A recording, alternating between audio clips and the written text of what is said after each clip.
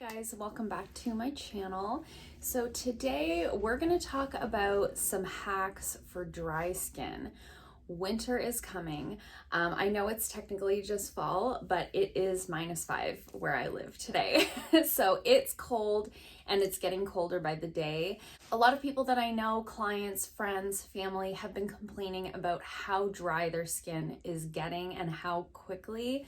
So I thought we could talk about some simple things that you can do to treat that dry skin as the winter approaches or as the weather gets colder. I have specific tips for face, lips, hands, and body. So we're going to talk about all of that today. So let's dive right into face. So for those of you who have dry skin year round, these are some tricks and tips that could help you year round. For those of you who don't necessarily have dry skin year round, but notice that your skin gets drier as the weather gets colder, these are some things that you could do sort of seasonally as you feel appropriate. So the first thing is swapping your cleanser. So you definitely don't need like summer skincare and winter skincare, but there are a couple of things that you could swap out in the colder months that might serve you a little bit better if you find your skin gets drier in the cold. And your cleanser would be a good option of one that you could swap out easily. So if you're normally using a gel cleanser or a foam cleanser, it might serve you well for the colder months to swap that out for either an oil cleanser or a cream cleanser. So I personally always double cleanse in the evening, especially if I've had makeup on. So I usually always go in with like a cleansing balm or a cleansing oil or like a micellar water first, and then I go in with my cleanser. That cleanser for me is normally like a gel or a foam. However, as the weather gets colder, if you find that your skin is feeling dry, a good indicator of that is when you wash your face. If your skin feels tight after you've washed it, your cleanser is probably removing too many of your natural oils. So if you're experiencing that tight skin feeling after you've cleansed, I would highly suggest trying swapping out your gel or foam cleanser with an oil or a cream cleanser. A couple of good options. I don't want to give you a bunch of specific options because there's a million options out there, but there's a few that I like. I forgot to grab it from home, but I'll put a picture here. I'm currently using the Fresh Soy Face Cleanser. That's a really nice, gentle cleanser that you could use year round, kind of appropriate for all skin types. That one's a really nice option. You can buy that one at Sephora. Another one that I really like that I use at the salon and that I have been using quite often with the dermatitis that I've been dealing with on my skin is the BioElements Sensitive Skin Cleanser. This is an oil-based cleanser. The main ingredient in this is olive oil. And basically what I do with this is I apply it all over my face just in oil form, and then you add a little bit of water and it sort of emulsifies. You'll get a little bit of a sudsing kind of situation, but it won't foam up like your typical foam cleanser. It is an oil after all. And then I just kind of massage that into the skin for about 30 seconds to 60 seconds before I rinse it away. And it leaves the skin feeling clean, but hydrated. So I think that's kind of what we're looking for. A couple of other good options that I like are the Quintessence Dry Skin Cleanser. I'll put a picture of that one here. There's tons of different ones that I like. If you want more specific recommendations, please feel free to comment below. I'd be happy to work with you on something like that. But swapping out your cleanser might make a big difference with your skin. The other thing that you could swap out is if you're using like a glycolic chemical exfoliant, like the ordinary glycolic toner, or maybe you're using the Pixie Glow Tonic or the Pixie Glow Pad, something like that. Swapping something like that out for a lactic acid this time of year might be a good option. Lactic acid is the most hydrating. It actually has humectant qualities to it. So it's the most hydrating of the AHA exfoliants. So swapping out your glycolic for a lactic this time of year is a really nice option. The Ordinary makes one that I really like. They have a 5% and a 10%. If you've never used a chemical exfoliator before, start with the 5, work up to the 10. The Inky List also makes a really good one. Those are all cruelty-free options at drugstore pricing, and you can use those once or twice a week. That's really all you need. That sort of segues me into the next point that I want to make is don't over exfoliate your skin. I think we have a tendency when the weather gets cold and our skin gets dry, we might see a little bit of flaking on the skin. And I think a common reaction to that is to go in and really exfoliate a lot, particularly with like a manual exfoliant, like a scrub type of situation. And the problem with that is it's sort of a killing it with kindness type of situation. You're trying to do the right thing, but you're kind of making it worse by doing that. So don't over exfoliate. Once or twice a week is lots for most people. A lot of the exfoliants on the bottles will say daily use. I personally think that's too frequent. 3 times a week maximum if you're an oily, acne prone skin. 1 to 2 times a week is lots for most people. And a manual exfoliant really is not what I would recommend.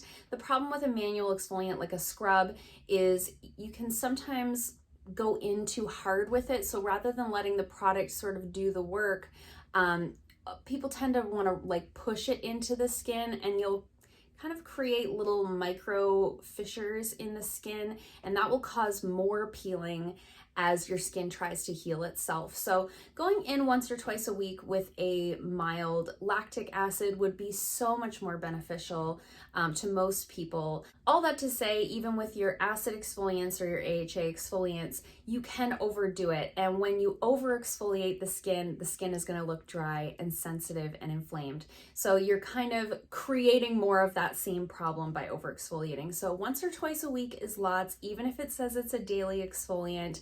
Trust me on this one. Next, I want to talk about adding a humectant to your skincare regimen. So if you're not already using a humectant, hyaluronic acid is a very popular one these days, very easy to find. That's a great way to add moisture to your regimen without adding like heavy ingredients. So The Ordinary makes a really nice one. Their hyaluronic acid is beautiful. It's very popular. Another one that I really like, again, is by the Inky List. They make a really nice one. Quintessence is one of the skincare lines that I carry in the salon. They have a really nice one as well. So adding something like hyaluronic acid to your skincare regimen is very beneficial. Hyaluronic acid is a very powerful humectant. It binds up to 1,000 times its weight in moisture. So what it does is it draws moisture from the air into the deeper layers of the skin and kind of holds it there, which is really what we need, because any water that you're drinking is evaporating out of the skin. We need humectants to hold that water in. But an important thing to remember with hyaluronic acid is it's important to apply it to damp skin. So if you apply hyaluronic acid to dry skin, and you live in a dry environment, as I do, as most of us do when it's cold out, what it'll do is actually pull the moisture from the top layer of your skin deeper into the deeper levels of your skin, and it kind of dries out that top layer. So it's important to go in either with a hydrating toner or even just a little bit of water on the skin. Just kind of gives the hyaluronic acid something to kind of bind to and shove deeper into the deeper levels of your skin. So that's an important step to remember if you're going to use something like that. And then lastly, for the face, I would recommend trying adding a facial oil to your regimen if you haven't already. Facial oils are kind of a great option to kind of seal it all in. There's tons of different good ones out there. One of my favorites is the Ordinary Rosehip Seed Oil. I think it's like organic cold pressed rosehip seed oil. I'll put a picture of it on the screen. That one's one of my favorites. It's particularly good for people who have oilier skin and people who have acne prone skin. It's really great for healing acne scarring, things like that. So it has all kinds of great benefits. But additionally, adding any type of oil to your regimen, argan oil is a really nice one if you have drier skin. The Ordinary makes one of those as well. Basically, you want to apply your products from like lightest to heaviest. So you want to cleanse, tone, put your serum on, put your moisturizer on, and then once that's all soaked in, you want to put a few drops of oil over top to kind of seal all that moisture in. Kind of keeps it from evaporating out of the skin so quickly. Garnier makes a nice one. This was sent to me. This one's very affordable at the drugstore. Something like this you could use for your face and your body because it's so affordable. But something like this or something like the one from The Ordinary will really make a difference in terms of kind of holding that moisture into your skin in a very affordable way because an oil lasts forever. Moving on from face to the lips, they're part of your face. I just want to touch on a couple of topics when it comes to lip care. One thing in particular that I hear from a lot of people is, I love Vaseline on my lips. It makes my lips feel so great. Vaseline is like the answer to all my problems. It is not the answer to all your problems. The problem with Vaseline is that it's a petroleum-based product. And what that does is it kind of creates a barrier. So it will protect you from transepidermal water loss. So it will protect your lips from the water evaporating out of them, but it doesn't contain any humectants to add moisture in. So if you're just putting on Vaseline, you're basically, it's like putting saran wrap over top of your lips. So nothing's going out, nothing's coming in. You're just kind of smothering that skin. So walk away from put the Vaseline down, just put it down. If you're somebody who loves Vaseline, I know that it's like kind of for a lot of people, it's like something they grew up doing. So it's like a hard thing to let go of. But if you have to use the Vaseline for whatever reason, like you really need to use the Vaseline, put a lip balm underneath of it. Put something moisturizing underneath of it and then put the Vaseline over top. At least then you're sealing some moisture in. You're not just smothering the skin of your lips with that petroleum-based product. Another thing that I'd like to touch on when it comes to lip care is menthols in lip balm. Now, I know, we love the feeling of the tingle. It feels so nice. It makes it feel like something's working. It's not. That's not what that is. So menthol in lip balms, it's very common. It's sort of, I'm not 100% sure why they add it in there. I don't know if it's because of the psychological benefits of like you put it on, it tingles. You're like, yes, something's happening. But truly what menthol does is irritate and dry out your lips. So when you're using a lip balm that has menthol in it, correct me if I'm wrong, but if you're using a lip balm with menthol in it, do you not feel that the more you use it, the more you need to use it? That's sort of what happens is the more you use those menthol-based lip balms, the more dry your lips feel and the more you feel like you need to use a lip balm. So I know it feels nice, it's cooling, it's soothing, all the things, but it's not doing you any benefits in terms of skincare. The skin on your lips is very thin, it's very fragile. There's no sebaceous glands in the lips, so you have to be really careful trust me, when it comes to the lips. It's been a journey for me. The menthol products are not doing you any favors. So try switching to just a natural lip balm. Burt's Bees makes a really nice honey-based one. That would be a really nice option. The Laneige Lip Sleeping Mask is a really nice overnight option. The Bite Beauty lip balms are beautiful. They're made with like food grade ingredients, very hydrating. They do look a little bit glossy on the lips, which is kind of nice. What I have on my lips actually right now is the Bite Beauty Agave Nighttime Lip Therapy Mask. This is a really nice cruelty-free alternative to the Laneige Lip Sleeping Mask. Oh my gosh, words. I really like this. These are really nice options. Very, very hydrating.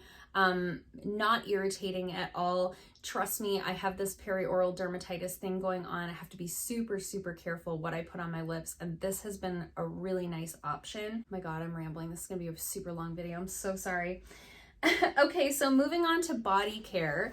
I don't know about you guys, but my legs and my body gets very dry. My face is very oily and my body is very dry. So a couple of things that will make a difference. Exfoliating is always a good option. Again, don't over exfoliate. Don't exfoliate every time you get in the shower. Once or twice a week, same as your face, is plenty for the body. However, on the body, I think a scrub is just fine. I would still stick with something very gentle. You don't want to scrub that has any like If it has nuts in it, that's one thing. If it has nut shells, that's not good. So that's where you want to kind of keep an eye on the ingredients. You don't want anything that's too abrasive, because I think we have a tendency to really rub things into our bodies. So watch out for like nut shells in the ingredient list. I actually have been really enjoying this. This is the Skin & Co. Polishing Micro Exfoliating Truffle Face Gommage. This is actually for the face. I find it a little abrasive for the face, and as I mentioned before, I'm not a huge fan of manual exfoliants for the face, but I've been really liking this for my body. It's got a beautiful kind of almond scent to it. It's very gentle. It has apricot seed powder is the exfoliating ingredient in here. It's quite gentle on the body. You almost don't even feel it. And it's in a nice creamy base. So this has been really nice. Something like this would be a nice option if you like a scrub. Another good option is like a Renaissance glove, something like that you can actually throw in the washing machine and wash regularly. That's kind of like a mitt that you put on and use this way. Those are a great cost-effective option because you're not running out of something. Something like that you can keep in your shower and throw in the wash. Another good option is like a resurfacing product. This was sent to me. This is by Neostrata. This is their glycolic renewing smoothing lotion, and this has a 10% glycolic AHA in it. So this is a really nice option if you're looking to splurge on a product. This is a really beautiful product. It isn't super affordable, however, it's a giant tube. It would last you a very long time, and this is like an acid exfoliant, so you can put that on the skin and just leave it on. So that's a nice option. First Aid Beauty makes another one that's really nice, specifically for KP. I'll put a picture of that one on the screen. So there's definitely some good body options out there. I think it's just important that you're using something to exfoliate your body. And also I would mention, watch for fragrance in your body care products. I know, I love a good fragrance. You're not alone. I love like a really nice smelling body lotion. I love a really nice smelling body wash, all of the things, the aromatic experience. However, if you do have very dry skin is always more sensitive. I think that's an important thing to remember. Face, body, doesn't matter. If your skin is dry, you're going to be more sensitive. So if you're finding that you're very dry, it might serve you to find something that's either fragrance-free or has a lower fragrance to it. Fragrances tend to contain a lot of alcohols, and they just tend to be drying on the skin. So that is something to watch for. Also, again, maybe look for a creamier body wash rather than like a gel or a foam body wash. Live Clean makes some really beautiful body care products. They're a very affordable, cruelty-free Canadian brand. I'll put a picture of the one I'm using on the screen. I forgot to bring it with me. That's a really nice option. And same thing for your body lotions. If you're finding that you're really dry, it might serve you to switch to something that's a little bit less fragranced. Herbaland makes a really nice body lotion that contains AHA in it. I'll put a picture of it on the screen. It's a really nice, like fragrance-free, just kind of all over body lotion, has the AHAs in it, so you kind of get a 2-in-1 type of situation. I do really like that one. You can buy that at my online store, which is always linked in the description box down below. And again, as I mentioned for the face, try adding an oil to your body care regime. Either adding it to the lotion in your hand and applying it all in one step, or applying your body lotion, waiting a couple minutes, and then applying an oil over top. Again, just kind of seals that moisture in. Neutrogena makes a really nice, very affordable body oil. Basically I was looking online for like specific ones to recommend to you. I'm using right now this M Greengrass dry oil spray. I got this in a BoxyCharm. So I'm using this right now because this is what I have. It does have a significant fragrance to it. However, it is mostly natural ingredients, so the fragrance doesn't seem to be bothering my skin too much. But I was looking online for other like drugstore options to suggest to you guys, and basically like every body care line makes an oil. So Pick one, try to find one that's got less fragrance in it, layer that over top of your lotion. I think you'd find it makes a really big difference. I had a client in a couple of weeks ago for a facial, and we were talking about adding facial oils and body oils to her regimen. She was in yesterday for a pedicure and she was like, Jamie, what a difference. She couldn't believe it. She was like, what a like affordable thing. I think she bought like the Garnier one for her face and the Neutrogena one for her body, and she couldn't believe the difference within like a week of how much more hydrated her skin was. So little things like that do make a huge difference in terms of skincare. So adding an oil of some kind to your body care regimen I think is also very helpful. And then last but not least, I want to talk about hands. One of you guys has actually asked me to do a dedicated video to tackling dry hands. I didn't really feel like it was enough to do a whole video about, so I decided to include it in this video. Let's be honest, we're living in a global pandemic and we're using a ton of hand sanitizer, so our hands have never been drier. Our hands always get dry in the winter. Mine do for sure. I wash my hands a ton being an esthetician, now more than ever. And then of course, with adding the hand sanitizers to all of that, I think we're all experiencing more hangnails, more dry hands than ever. So a couple of points that I want to make on that are, don't over sanitize. I know we're living in a pandemic. I know we need to use hand sanitizer, but it's always better to wash your hands if you have that option. When I'm here at the salon, I never use hand sanitizer unless I've got my hands on a client and I've like touched my hair or something, or my phone. It's about the only time that I use a hand sanitizer. Otherwise, I wash my hands. It's much gentler and it's actually more effective. With hand sanitizer, you're like neutralizing the bacteria. With washing your hands, you're washing it away. So always better to wash than it is to hand sanitize. I think it's really easy to get into this weird habit of like over hand sanitizing just because of what we're living with right now. So just kind of keep that in the back of your mind. And along that same vein, try and find a hydrating hand wash. Live Clean makes some really nice ones. They're available at the drugstore, available at Walmart. I talked about one in my last empties video. I'll put it on the screen. I think it was called Ecological. I bought that at Maritime Beauty, but I actually just saw it at the superstore, at the grocery store. So I think that's available at a lot of different places. Cruelty-free, very moisturizing, has aloe in it, and it's antibacterial. So just look for a hydrating hand wash. I would say stay away from like the Bath & Body Works foaming hand washes and like their antibacterial hand wash. Those are very, very drying.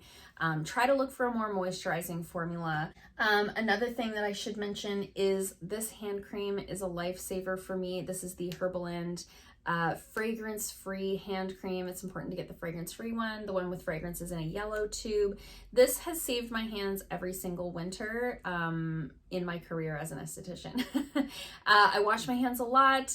I have my hands in water a lot. They have a tendency to get really dry. This is a very heavy lotion.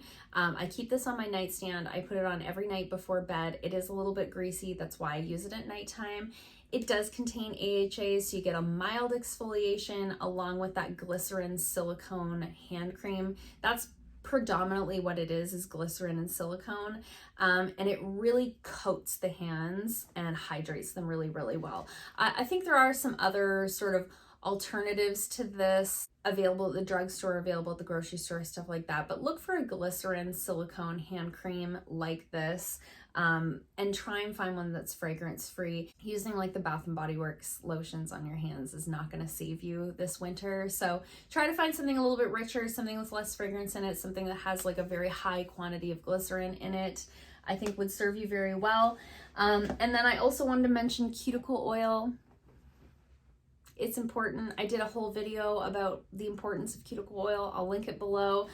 If you're experiencing a lot of hangnails, if your nails are peeling, if your nails are cracking, if the skin around your fingernails is getting dry and flaky and cracking, a hand cream is too thick to really get into those crevices and do what it needs to do. A cuticle oil is nice and thin. It's an oil. It'll soak right into that. It'll also hydrate your nail and not just the skin around your nail. Even if you have product on your nails, put your cuticle oil on, a little drop on each finger, rub it into the skin around your fingers, rub it into the nail. It'll keep the product on top of your nail more pliable. It'll prevent hangnails. It'll prevent your nails from lifting if you're wearing gel nails. It does so many things. Watch the video if you want more information, but cuticle oil is a super important step. It's not expensive. It lasts forever, and yeah, a cuticle oil is where it's at. So the last thing I'll mention about hands is get a manicure.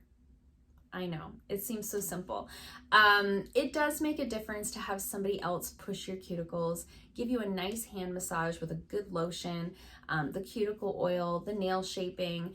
All of those things will make a difference. I'm not saying go every 2 weeks and get a manicure if that's not in your budget or in your routine, but every couple of months or so, maybe treat yourself to a manicure, especially through the winter. Your hands will thank you, and your local esthetician will probably thank you, because I'll tell you, this whole COVID world has been tough on small businesses. So if you know someone who's an esthetician, they would probably appreciate having you come in once in a while for a manicure. So those are all my tips and tricks for dry skin. I feel like I talked really fast through the last few minutes because I realized how long I'd been talking for. So hopefully I got my points across. If you have any questions about any of the things that I talked about, please comment down below. I'd be happy to answer any questions that you have. I hope that you found this helpful. Let me know in the comments below if you have any tips or tricks that you want to share with us down below. If you enjoyed this video, I'd love it if you give it a thumbs up. If you haven't already, please subscribe, and I'll see you guys soon in another video. Bye.